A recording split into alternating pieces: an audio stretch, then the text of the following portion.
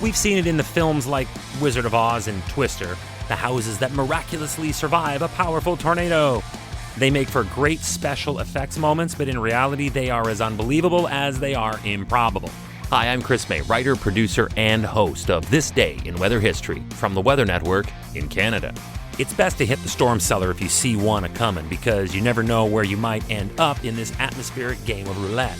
It's a game of chance, today, on This Day in Weather History. On Sunday, March 3rd, 2019, 41 tornadoes broke out across the southeastern United States. They were powerful, and we will get into the details. But let us now go back to where it all began. March 1st. The Storm Prediction Center got a good beat on the projected path when they narrowed the region and issued an enhanced risk warning across areas of southeastern Alabama and southwestern Georgia. March 2nd. The SPC, the Storm Prediction Center, issued risk advisories, upgrading this now to a warning. Difference between a watch and a warning? A watch is where you watch the television to see the live coverage of the storm's potential. There has been a risk issued, so that means there is enough evidence to suggest that this could happen. All the ingredients are there, but it has not shown any signs of happening yet. When a warning replaces that, it means that the ingredients have come together, and we have a certainty that the event is either imminent or already occurring.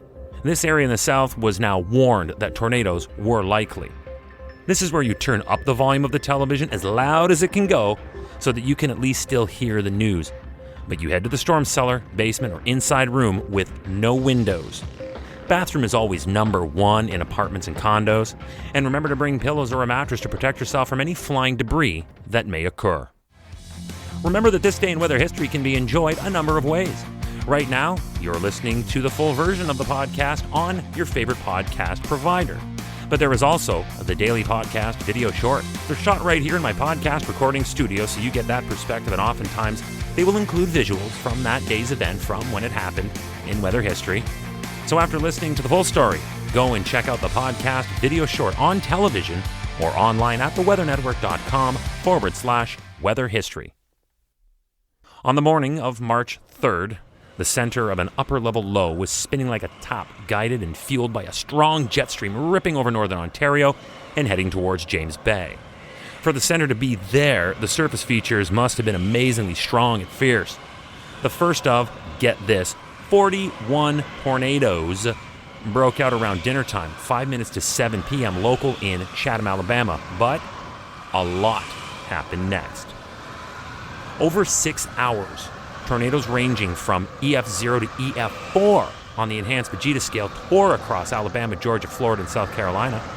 This onslaught resulted in 23 deaths and 103 additional injuries, along with a line of damage that always boggles my mind as to how rebuilding actually gets done when you see the images of what little is left behind, because normally there's nothing. Not on This Day in Weather History. I'm getting to it. There was one EF4 that started off just west of Beauregard, Alabama, that went for 1,500 meters. That's 1.5 kilometers. And it also traveled at a blinding 110 kilometers per hour. That's close to 60 miles per hour. It was a very violent tornado. It ripped across 2 whole states. This is where the tornado tore through a subdivision in Waverly Hill, Georgia, during one part of the EF2 damage. In today's accompanying podcast video short that you can see on TV in Canada, on the Weather Network, or online at theweathernetwork.com/weather history, you will see aerial photos of the destroyed perimeter before and after the tornado hit. Now, somehow there, among all the rubble, you will be stunned at how a tornado completely missed one home in the middle of hundreds of downed trees. It is the most unbelievable and improbable image you will probably ever witness. But, unlike the movies about tornadoes, this one really happened. This day in weather history. Hey, do you like the podcast? We'd love to hear from you. If you have an idea, go right now to wherever you're listening to me and rate us if you would, please. It's on a 5-star system, and we would love as many stars as you can afford. So rate us, but then also review us. This way we can always stay on top of how you'd like to see the show evolve. Then remember to subscribe to this podcast. Click the subscribe or follow button right there on the very same podcast homepage you're listening on.